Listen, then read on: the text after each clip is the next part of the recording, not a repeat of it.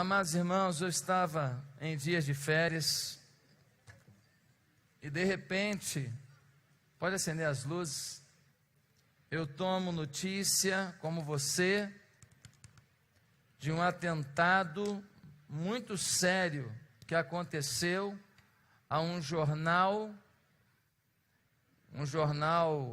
de humor, um humor talvez questionável, um humor talvez que não seja o mais apropriado, mas isso não vem ao caso. Fato é que um jornal recebe 2 terroristas que invadem aquele jornal e começam a atirar, e se não me engano, 12 pessoas são mortas. Fora os feridos. Na fuga, um policial entra em rota de colisão com eles e é fuzilado com um tiro na cabeça. Você viu essa cena? Um tiro na cabeça. Começam a encurralar os terroristas e então um dos seus amigos, também terrorista, decide ajudá-los, tirar o foco deles. Entra num mercado judeu e mata também, se não me engano, 4 pessoas, foi isso? Mais 4 pessoas. Interessante o desfecho dessas 2 ações terroristas. Tanto os 2 criminosos do jornal, quanto o terrorista do mercado, todos eles saem de suas posições em direção à polícia, atirando compulsivamente, para que os policiais também atirem e assim tirem suas vidas. E assim eles morram como mártires pela causa que acreditam, pela causa muçulmana radical, pela causa muçulmana extremista, que é o normal. Meus amados irmãos, a partir de então, uma frase toma o mundo. 4 milhões de pessoas fazem uma passeata em Paris, expondo esta frase. E hoje de manhã eu aprendi a falar em francês. Je suis Charlie. É isso mesmo? Falei certo agora? Je suis Charlie, que significa, eu sou Charlie, eu sou o jornal, eu represento o jornal, eu estou com o jornal, eu apoio o jornal, eu acredito no jornal, eu valorizo o jornal Charlie. Meus amados irmãos, sabe o que isso vai significar para a grande guerra dos radicais muçulmanos? Eu estava vendo uma reportagem nos Estados Unidos, foi entrevistada uma autoridade no assunto religião.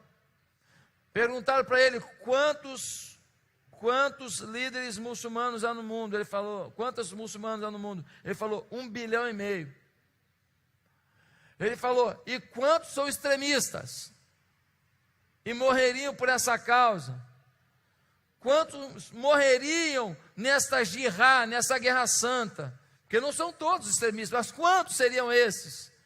Ele falou, da ordem de 15% a 20%. Meus irmãos, ele falou que 300 milhões de pessoas estão dispostos a se bombardear por aquilo que acreditam. Eu fiquei chocado. Não são todos extremistas não, é verdade. Mas de 15% a 20%, nós estamos falando de 300 milhões de pessoas do mundo, fariam o que aqueles 2 fizeram. É 100 milhões a mais que a população do Brasil.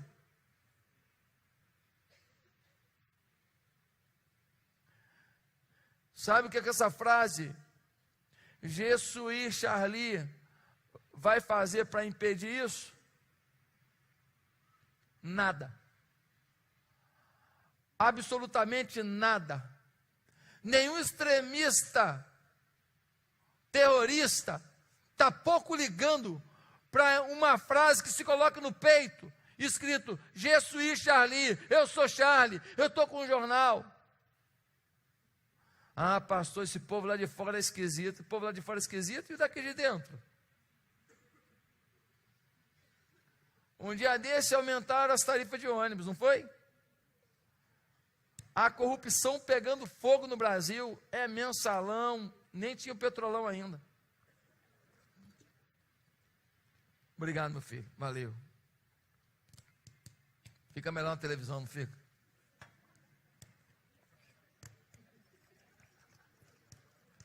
O pessoal aí é prudente, pai, eu que vacilo aqui. Meus irmãos, aumentaram a tarifa de ônibus, começou um movimento na nação. Passeata no Rio, passeata em São Paulo, passeata em Curitiba, passeata em Porto Alegre e tal. E os black blocs, não foi isso? Black bloc para cá, black bloc para lá. Aí todo mundo começou a falar o quê? O país acordou. Ai.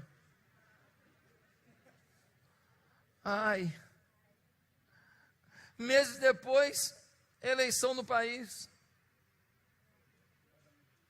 Nunca teve uma eleição tão mentirosa. Pessoas que tinham mais tempo na televisão falavam as mesmas mentiras 20 vezes. E quem tinha menos tempo falava uma verdade uma vez. Prevaleceu a mentira. Prevaleceu a mentira e o poder econômico. E gente ruim e corrupta foi eleita por esse país afora do mesmo jeito. Ah, mas mudou o Congresso, mudou isso, mudou. Mas, meu irmão, tinha que ser metamorfose. Tinha que ser borboleta, em vez de lagarta. E as tarifas já subiram, todas. E nós estamos aí pagando. Sabe por quê, irmão? Porque Je suis Charlie não muda nada. E nem Je suis Black Bloc muda nada. Mas é o que eu quero propor uma frase hoje. E em vez de Je suis Charlie, eu quero propor a seguinte frase: Je suis Jesus. Essa muda. Je suis Jesus. Essa muda. Essa muda a história. Essa muda o pensamento. Irmãos, o meio artístico do nosso estado do Rio de Janeiro apoiou um candidato que tem 3 propostas fundamentais na plataforma dele como deputado. Primeiro, a aprovação das drogas, legalização das drogas. Realmente, nós estamos precisando de droga, né, gente? Nossa, é o mais importante. Olha, as crianças estão precisando de droga, os velhos de droga, todo mundo precisando se drogar. Primeira coisa que eles estão, proposta desse, que o meio artístico todo apoiou. Segunda proposta fundamental dessa pessoa que está representando o nosso estado, legalização da prostituição como profissão. Irmão, só pode querer legalização da prostituição quem não valoriza uma mulher. Só pode querer legalização da prostituição quem não valoriza um ser humano. Uma mulher que está num quarto, entra um fedorento, um grosso, um ignorante qualquer, usa e abusa, e depois humilha pagando, ó, usei porque eu paguei. E alguém quer legalizar isso? Alguém acha que isso é futuro? Pegue a sua filha e faça isso. Quem é que vai fazer isso com a filha, tendo o mínimo de dignidade? Legalizar. Terceira proposta, que o meio artístico todo apoiou. Todo não, mas a maior parte. Dando uma votação expressiva. Dividir a sociedade pela questão da sexualidade. Promover desarmonia na sociedade por causa da sexualidade. Querido, pessoa pode ser homossexual, mas se tem uma coisa que ele nunca vai ser, é meu rival. Eu nunca vou concordar com a homossexualidade. Por quê? Porque eu acredito na Bíblia. A Bíblia mudou minha vida. Eu não tenho como concordar, mas eu não tenho como discordar da vida dele. Eu não tenho como discordar de amá-lo. Eu não posso deixar de me alegrar quando ele tem uma vitória no trabalho dele, uma vitória na vida financeira dele, uma vitória nas coisas dele, porque a sexualidade dele não define se vai ser amado ou não. Não está em jogo o amor que Deus nos deu por causa da sexualidade de alguém. Agora, eu não concordo, porque Deus não concorda, ponto.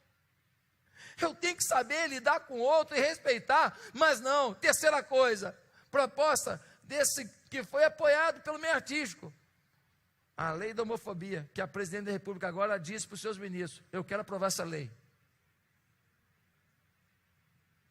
O presidente Dilma disse agora, 2 semanas atrás: você tem que ler jornal, hein, se você não está sabendo. Vamos orar pela presidente, ela está mal, começou mal. Com tanto problema nesse país, ela está preocupada em legalizar isso. A divisão da sociedade pela sexualidade. A sociedade tem que se unir, não se dividir.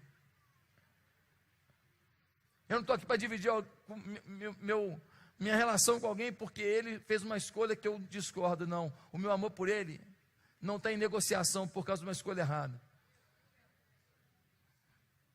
Que história é essa? Querer me dividir? Porque ele optou isso? Não, querem criar um ódio para com a igreja. Black Bloc, meio artístico, Jesuí, Charlie, não resolve. Mas Jesuí, Jesus, resolve. Ah, resolve. Pastor, por que o senhor está propondo isso? E qual é o título do sermão? O título do sermão é: não adianta falar Jesuí, Charlie. E por quê? Por que eu estou dizendo que Jesuí, Jesus resolve?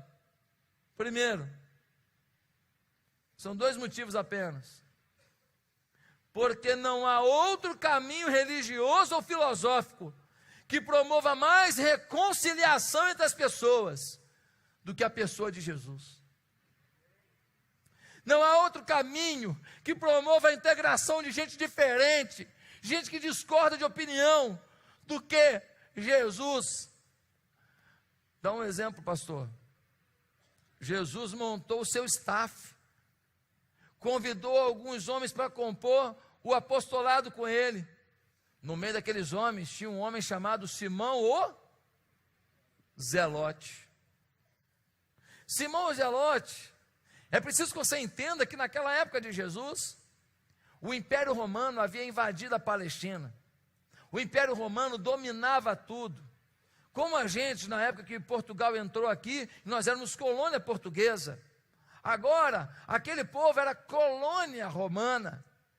E quando Roma entrou, tomava, pegava a riqueza e levava. E tinha um partido do submundo chamado Partido Zelote. Esse partido tinha um plano de pegar em armas e matar tudo quanto é soldado romano que pudesse, e vencer, e ter a sua nação deles novamente. Era um partido ultranacionalista, que estava disposto a matar para ter independência. Só que no mesmo grupo de Jesus, além de Simão Zelote, tinha um homem chamado Mateus. O que ele fazia mesmo, hein? Ele era cobrador de imposto. Para quem? Para Roma. Para um Zelote, esse cara é um traidor, tem que morrer. Para um Zelote, um cara que cobra imposto do seu povo para mandar para fora, para mandar para os outros, é um traíra, é um traidor, merece morrer. Mas quando o Zelote e o cobrador de impostos se encontram em Jesus, se tornam irmãos. Se tornam irmãos. Porque Jesus apregou a reconciliação. 2 homens chamados por Jesus, uns caras tranquilinhos, tal de João e Tiago, apelido deles, filhos do trovão. Eu fico imaginando que o João tinha um peitoral sarado, musculoso. Tiago devia ser todo definido, tanquinho, que nem Joe. E aí, esses caras deviam chegar assim, meu irmão, confusão rolou, o pau quebrava. Filhos do trovão, não mexe com esses caras não, esses caras são perigosos.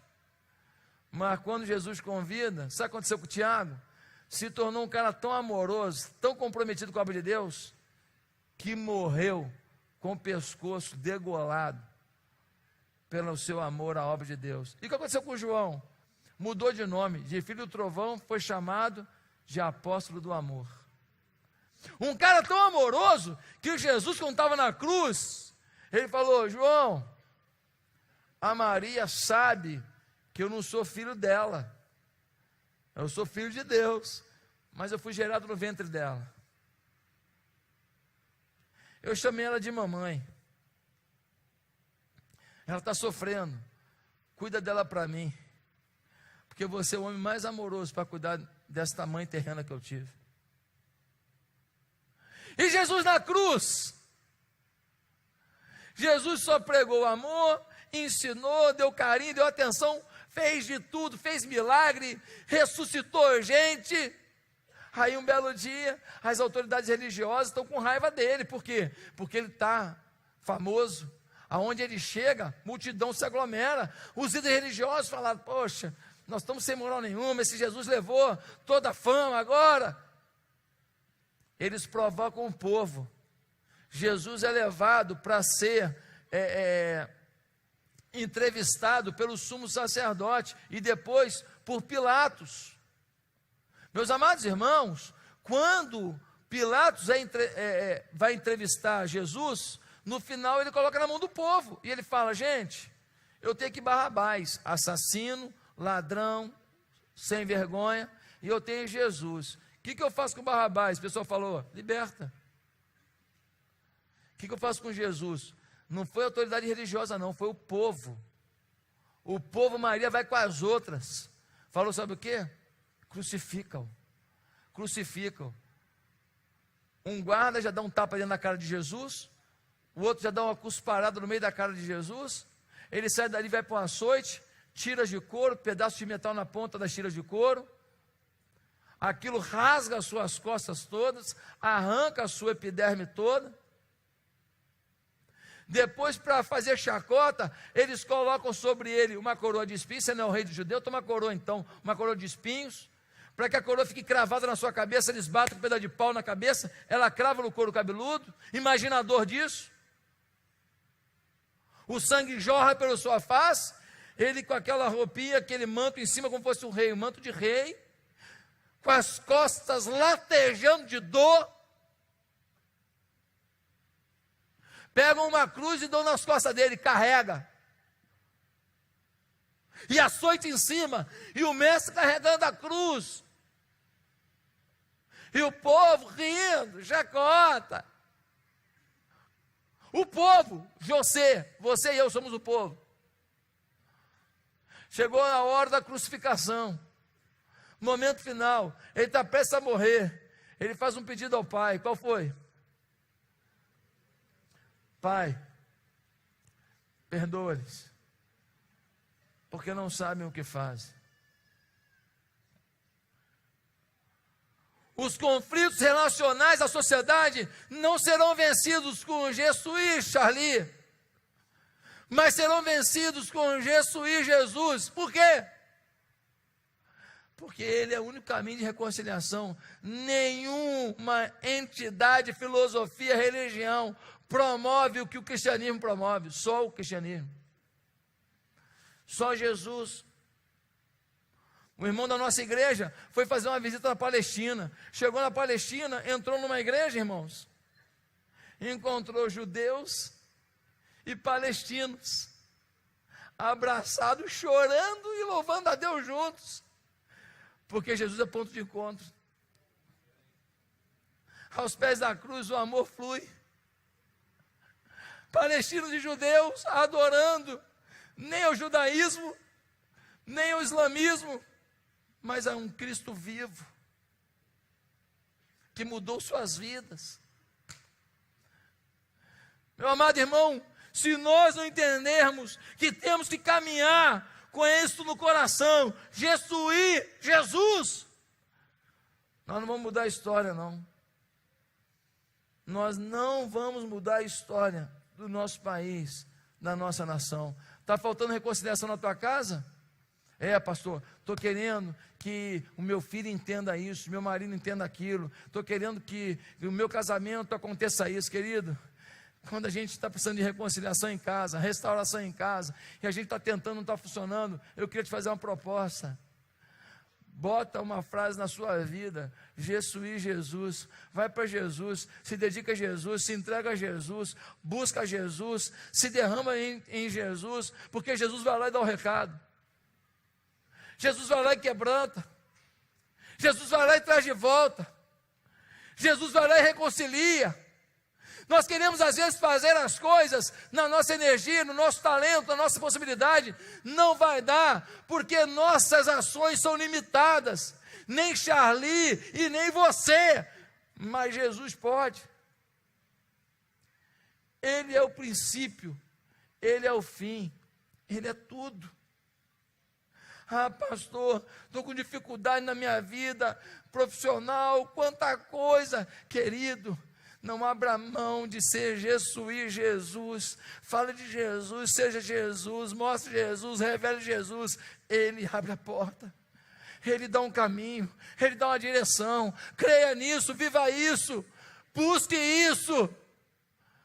Transforme Jesus na sua palavra de ordem, transforme Jesus na sua conversa que não pode faltar, transforme Jesus no seu diálogo preferido, transforme Jesus na sua pesquisa melhor na internet, transforme Jesus no seu alvo diário,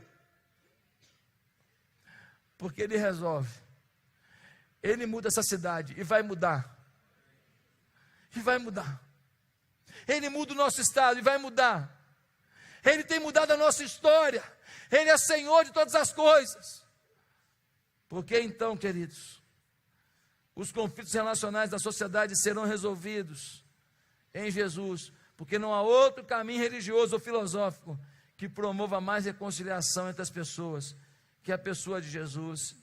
E em segundo lugar, porque os conflitos relacionais da sociedade serão vencidos se a gente declarar Jesus, porque só em Jesus as pessoas encontram mais que uma religião, elas encontram o próprio Deus. 2 homens tremendamente armados entram num jornal em favor de uma fé religiosa, mas eles não conhecem Alá. Eles conhecem a distorção, eles conhecem o desequilíbrio, eles conhecem o ódio, eles conhecem uma religião que mata para se prevalecer. Eles não conhecem o Deus Todo-Poderoso, o Alá de verdade. Eles não conhecem. Eles foram e ficaram satisfeitos quando saíram de lá, mataram 2 pessoas, deixaram um monte de gente ensanguentada, saíram. Antes de entrar no carro, deram um brado de vitória. E honramos Maomé. E depois se abraçaram. Vocês viram o vídeo? Fizeram em prol do que acreditam. Duro é a gente dizer que acredita e não ter a mesma pegada. Duro é a gente dizer que acredita e não se abraçar por uma vida que a gente consegue levar na igreja, por uma vida que a gente consegue fazer uma oração dentro de um metrô, dentro de um BRT. Duro é a gente não ter essa vontade explosiva. Aqueles rapazes, eles não conheciam o Deus Todo-Poderoso. Querido, Jesus não é mais um guru, não é um profeta, não é um líder religioso. Jesus é o Filho de Deus. Quando a gente o conhece, a gente conhece a Deus. Quando uma pessoa começa a estudar a vida de Jesus e seus ensinos, ela descobre como é Deus. Pastor, como é que eu devo viver nesse mundo? Olha para Jesus. Um homem que perdoava os seus acusadores. Um homem que dava amor o tempo inteiro. Um homem que buscava uma intimidade com Deus o tempo inteiro. Um homem que ficou 40 dias e 40 noites de jejum buscando a face do Pai. Um homem que toda a chance que tinha, depois de um momento lá de trabalho, pregando e curando, ele logo procurava um cantinho, uma montanha, uma praia, um lugar reservado para buscar a face de Deus, e fazia isso a madrugada inteira. Está lá na Bíblia. Quer aprender como viver? Olha para Jesus. Por isso que um livro foi um best-seller no mundo inteiro. Em seus passos, o que faria Jesus? Quando a gente vai para Jesus, a gente não encontra uma religião, a gente encontra Deus. Ah, pastor, mas Jesus não é um espírito iluminado, como dizem os espíritas. Jesus não é nada espírito iluminado. Jesus é o Filho de Deus. Pastor, como que o senhor está dizendo isso? Ele mesmo disse, João capítulo 10, versículo 30, diz assim: eu e o Pai somos um.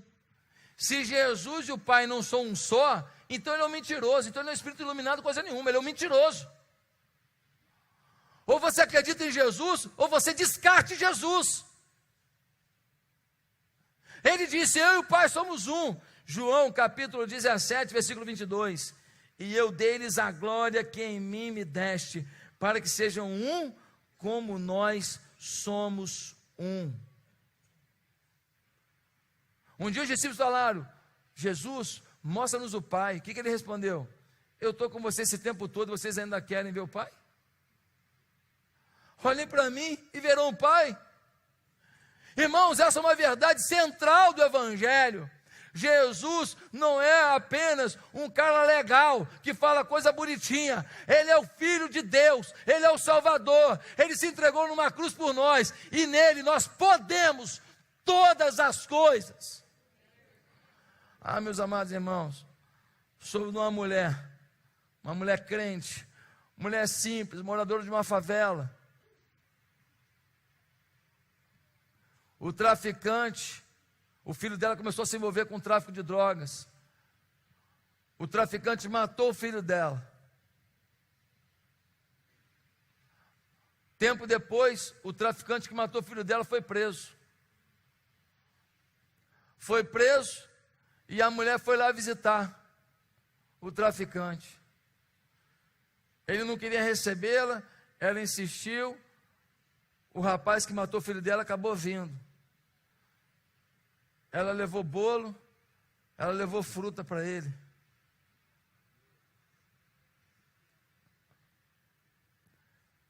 Chegou lá e perguntou, como é que você está? O que você está precisando? Incomodado, ele não levantava a cabeça, de cabeça baixa, incomodado, sem entender nada, finalmente perguntou, moço, por que a senhora está fazendo isso? A mãe do rapaz que foi morto pelas mãos daquele traficante respondeu, porque não queria que você pensasse que Jesus não pode perdoar você pelo que você fez com meu filho. Só o Evangelho. Só o Evangelho. Só Jesus. Na vida de uma mulher crente, pobre, sofrida, mas que tem a maior riqueza de todas no seu coração. Ela conhece a pessoa de Jesus. Ah, meus irmãos, se nós declarássemos Jesus para valer no nosso dia a dia, a gente mudava a história dessa cidade em 10 anos. Em 10 anos, as bocas de fumo iam ficar vazias. Em 10 anos, as moças da prostituição iam arrumar um emprego, e a gente ia dar emprego para elas nas nossas empresas. Em 10 anos, os meninos iam ficar se drogando, enchendo os cornos, bebendo ali, nessas boates aqui da Barra da Tijuca, que parecem inofensivas, mas ensinam os nossos jovens a se embebedar e a se prostituir. 10 anos, a gente mudava a história dessa cidade. E se essa cidade, que é a vitrine do Brasil, mudar, a gente muda a nação. O avivamento está na nossa mão. Deus quer mandar o avivamento, mas tem que ter gente corajosa para dizer Jesus, Jesus, o tempo inteiro, em qualquer lugar, com qualquer pessoa. Preguei em algumas igrejas nos Estados Unidos agora, nesse período de férias. Um dia, fui almoçar com um homem muito rico, muito rico. Pensa num homem rico. Ele contou muita coisa que ele conseguiu empreender e ganhar. Mas no final daquela conversa, tem gente que estava nessa reunião comigo e sabe o que eu estou falando. Eu pude falar uma frase para ele. Mateus 16, 26. De que adianta o homem ganhar o mundo inteiro e perder a sua alma? Você falaria? Meu irmão, em todo tempo, diante de todos, em todo lugar, nós precisamos ser Jesus. Porque Ele muda o coração dessas pessoas. Ele muda o coração do pobre, do rico, do mameluco, do cafuso. Talvez você diga, pastor, eu conheço a Jesus, e esta paz, esta reconciliação, esta alegria, não está sobre a minha vida, esse amor não está sobre a minha vida. Então eu quero te falar uma coisa, você ainda não conhece Jesus, para valer. Ah, você não conhece. Não pode conhecer. Mateus capítulo 16, versículo 13 a 18. Os discípulos estão com Jesus. Mateus 16, 13 a 18. E Jesus pergunta para eles duas coisas. Primeiro, quem que os homens dizem que eu sou?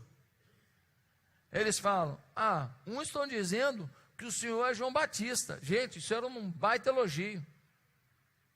João Batista, na verdade, é o herdeiro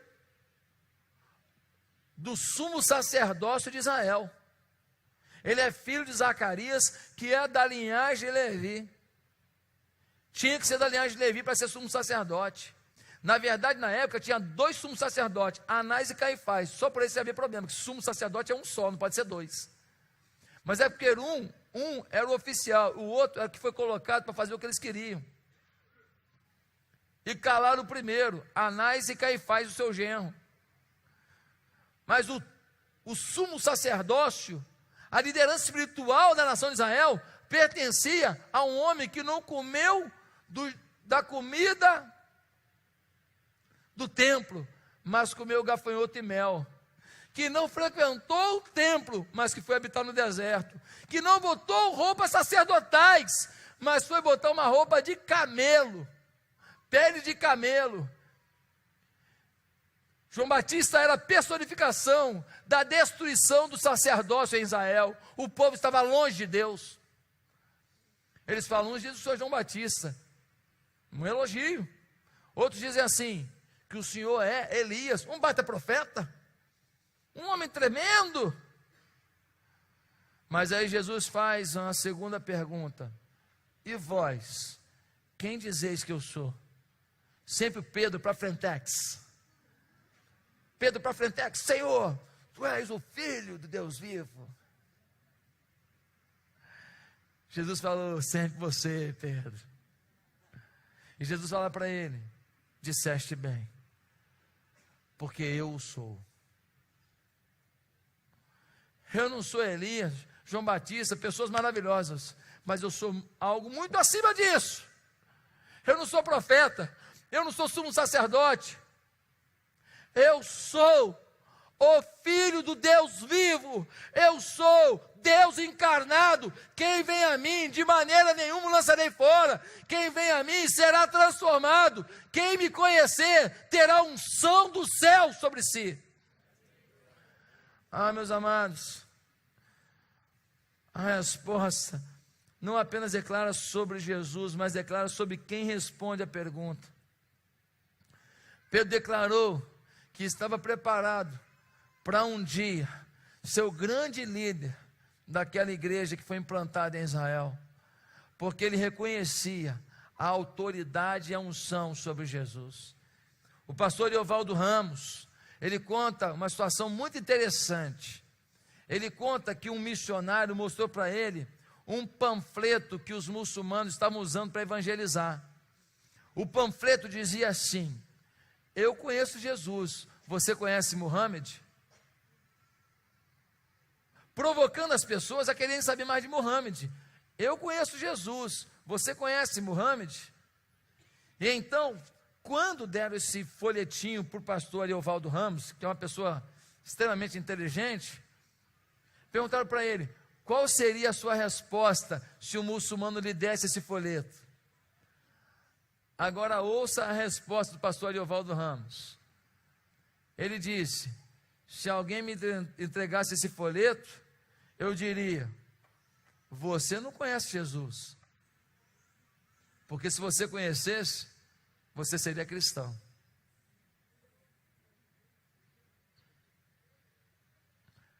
O seu folheto diz: eu conheço Jesus, você conhece Muhammad? Você não conhece. Se você conhecesse, não tinha jeito. Você não estava entregando esse folheto. Você rapidinho se tornava um cristão.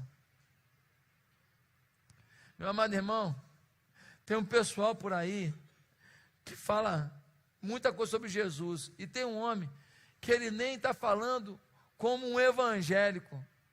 Mas a frase dele me chamou a atenção. Humberto Eco, um estudioso, disse o seguinte: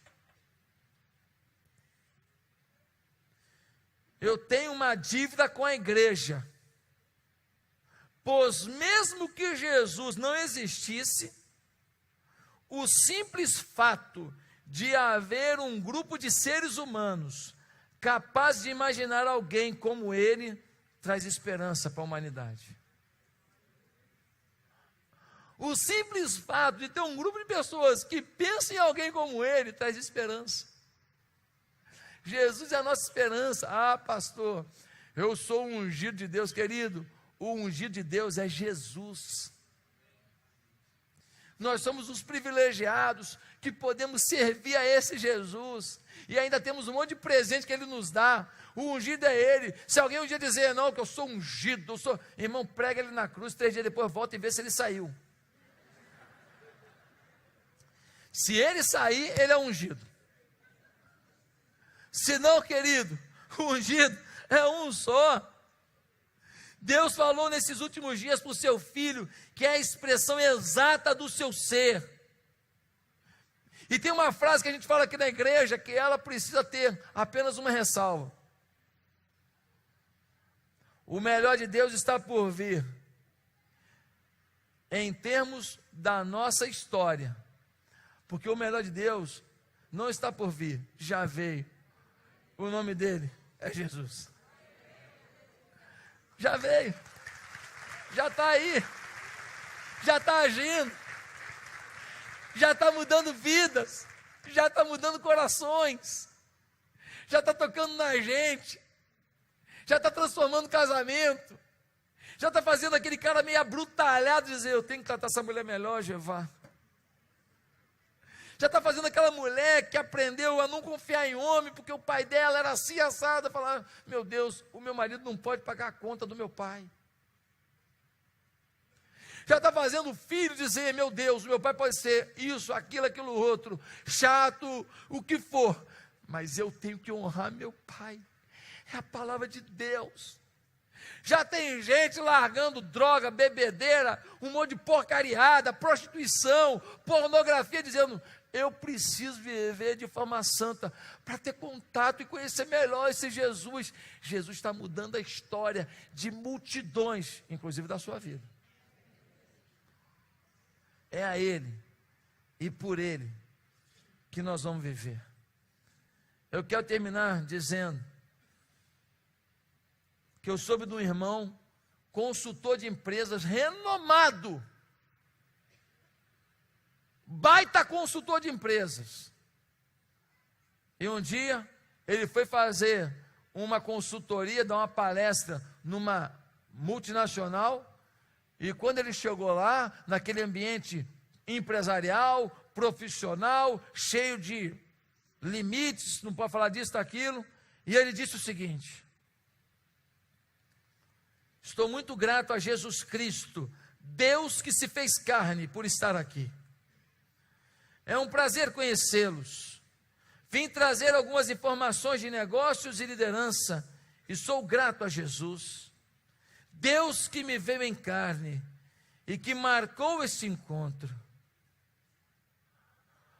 As pessoas olharam aquele consultor renomado com livros escritos, falando que Jesus, o Deus que se fez carne, o levou até ali. Ficou um olhando para o outro, sem entender muito bem aquilo, mas aquele homem sabia o que estava fazendo. Ele estava dizendo: nenhum ambiente, e nenhum dinheiro, e nenhuma pressão vai roubar de mim a certeza de que devo afirmar onde eu estiver: Jesuí, Jesus. Se a gente fizesse igual, hein? Se a gente vivesse assim,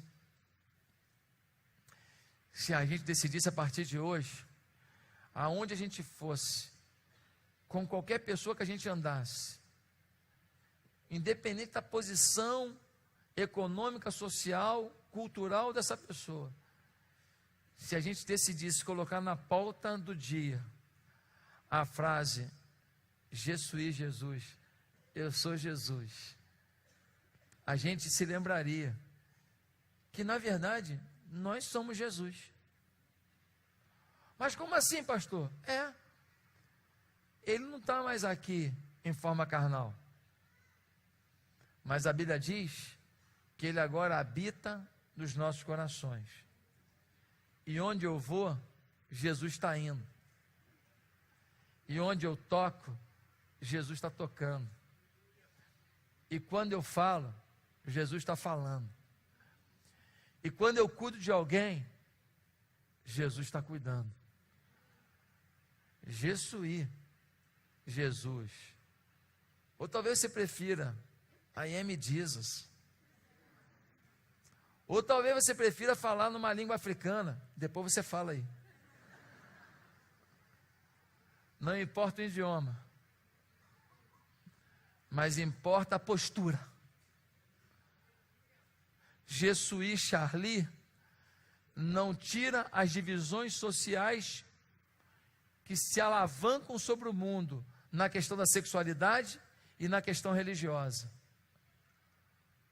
Mas no amor de Jesus, na declaração que nós somos Ele, há esperança.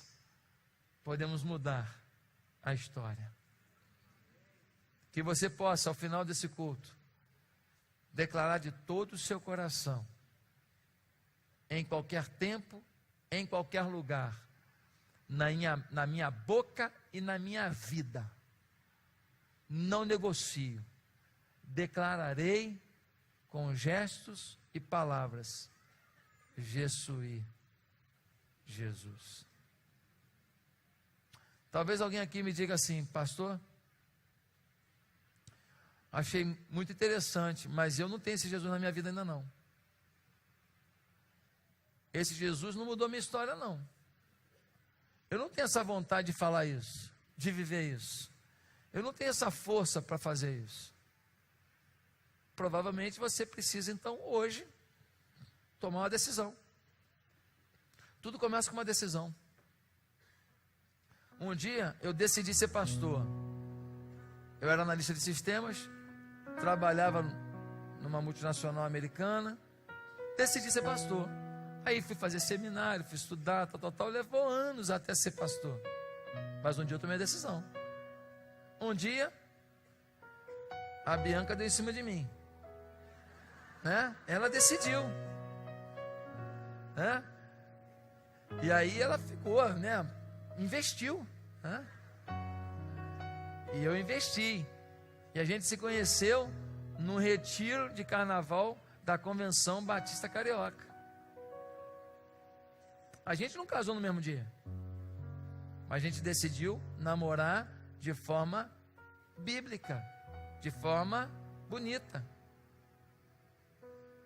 de forma que eu agora pudesse ser pastor e pregar sem vergonha dela.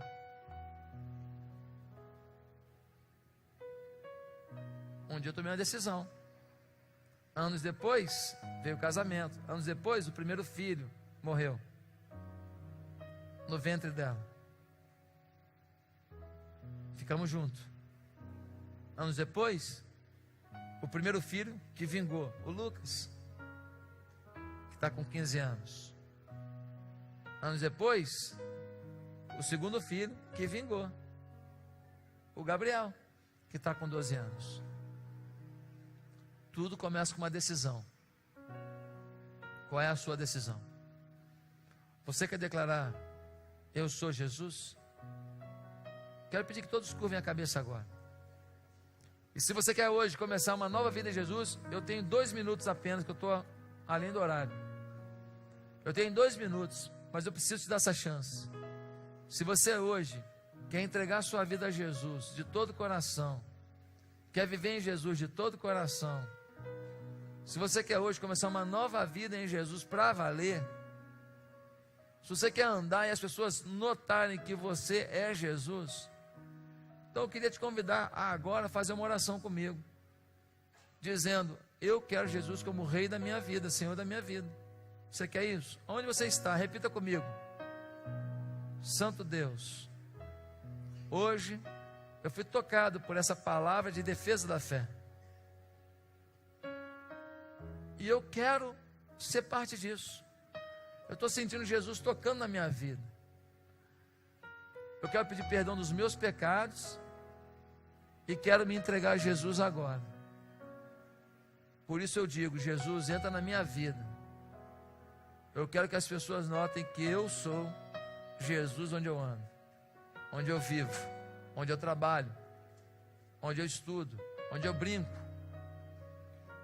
Governa a minha vida, Jesus. Em nome de Jesus eu oro. Amém.